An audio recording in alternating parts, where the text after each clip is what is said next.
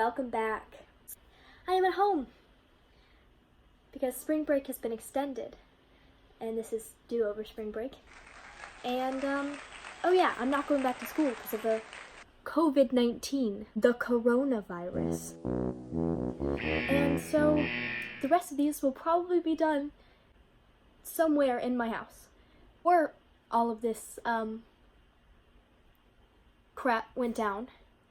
We read The Wolves in class, which was a really cool play, and I'm here to tell you about it. The Wolves. Grr. Yes. Okay, so, for this show, it was written by a very young playwright. I believe while she was still going to university. Her name's Sarah DeLappe. Pretty sure that's how you say it. And she was inspired. She was just like on a trip, which you can't go on anymore because the entire world is shut down due to the coronavirus. But she was on a trip a while ago, back in 2015 or something.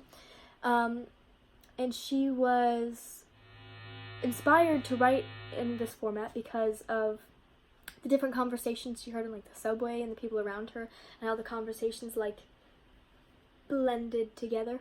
It took her a couple years to write, but all the information I could find is it was written and workshopped in around 2015, and it officially opened in 2016.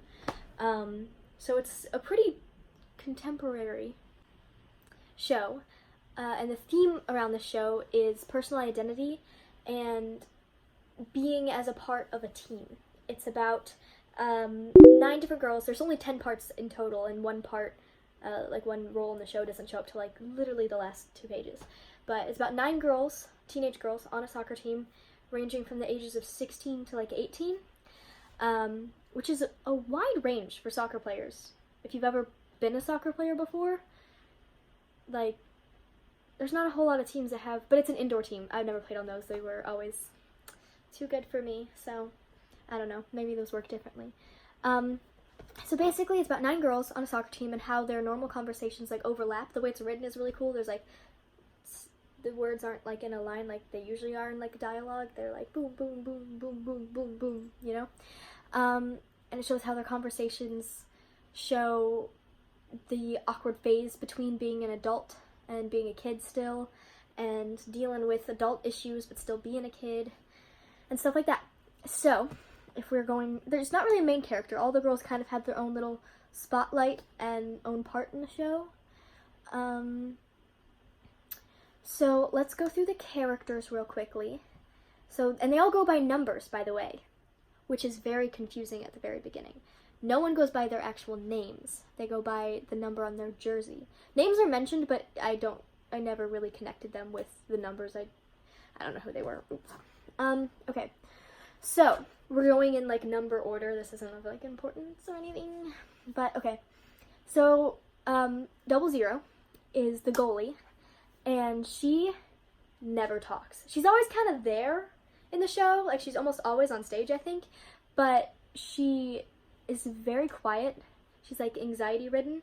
And you find out that she, like, literally vomits before every game because she's so nervous. But she's, like, really, really good. And then we have number 2, who is one of the younger girls on the team, and, like, she starts out the play, and she's, like, getting her first period, and it's like, ooh, and she's very religious, but she's a smart person. She's compassionate. 7 is the classic bitchy and bossy, typical high school mean girl. She's always out of her way to like, yap at someone. 8, who I had the privilege to read in class, was a fun time. She's very young and innocent, and she's always, like, wanting to be on the cooler side of the conversation.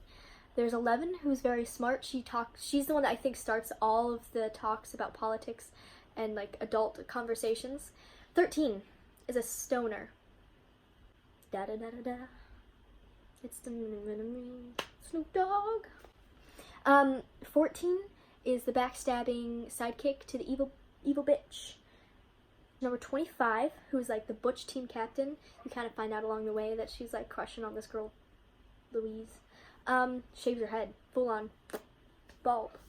And then there's number 46, who is from another country. I don't think they ever specify where, but she's been like all over the world. She's really smart, but the most awkward person to ever exist. literally says the worst things at the worst times and doesn't understand social concepts like not saying that someone had an abortion out loud. Big oof. It starts out, and every scene starts with all of the girls like stretching together to show like unity.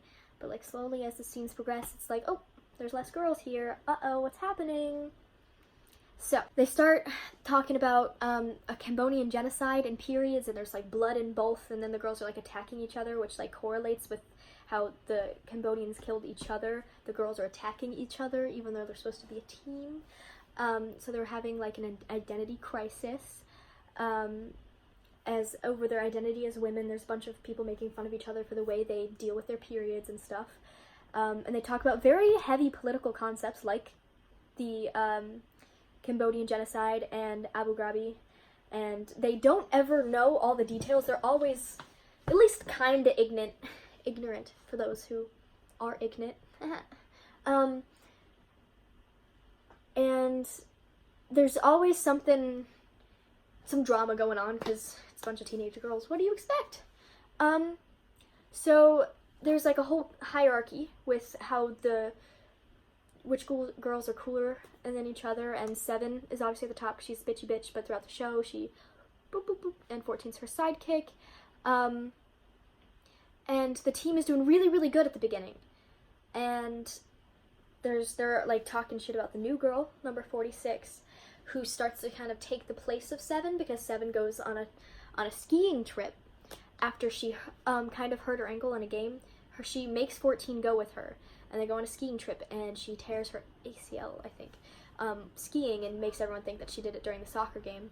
And so she hurt herself real bad and kind of got herself kicked out for like this big conference they were going to go to, and this is kind of the beginning. And behind her back, 14 tells everyone that she had an abortion. Turns out she didn't. She just took a plan B, but you know, secrets get told, they get blown out of proportion, blah, blah, blah, blah. Part where the team gets together and all the girls have orange slices in their mouth, and they're like, cheese, and they're all being like kiddish and stuff. And it's to contrast how childish and adulthood and everything. At the end, so each scene starts in unison, and they're all doing stretches. And by the end of the scene, it's broken down. You only see certain players, or only certain players are interacting. And the unison is like broken up because the team isn't functioning as a team like they're supposed to. So final scene, the girls are talking, and it seems as though they're missing a player. You don't exactly know what happened, and then they start, you can tell they're trying to avoid the subject, but there's not a whole lot else to talk about. It's like the elephant in the room. And apparently one of the players was running in the morning with her earbuds in and got hit by a car, and slowly players start coming on, and you can see that finally they're finding comfort in having each other there, like a team. And obviously number 14 and number 7 had a bunch of huge fights over gossiping and telling each other secrets and stuff. Finally 14's mom comes in, who is the 10th character, who comes in at the end, and she's frantic and trying to hang on to these girls' childhoods and say, oh, I brought orange slices, which none of them accept now because they're no longer kids. They've gone through all of this, and they are now accepting that they're going into adulthood. So, like, all the conversations about politics show who is out to get who and who, like, supports who understands that they are teenage girls that might not know exactly what they're talking about. And there are definitely moments, especially near the end, where they take comfort in the fact that they're a team and they need each other to be able to play the sport that they're trying to play, which is soccer. I really liked the play. I liked it more than anything else that we've read this semester, and it was really cool to see like a play that was all females, because that like never happens. But I really resonated with the girl's awkward transition from being kind of a kid to kind of an adult, but dealing with adult issues a lot younger than they should have been.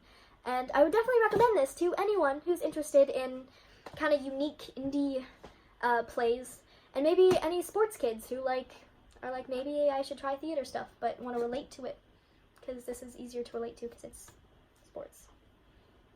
There you go.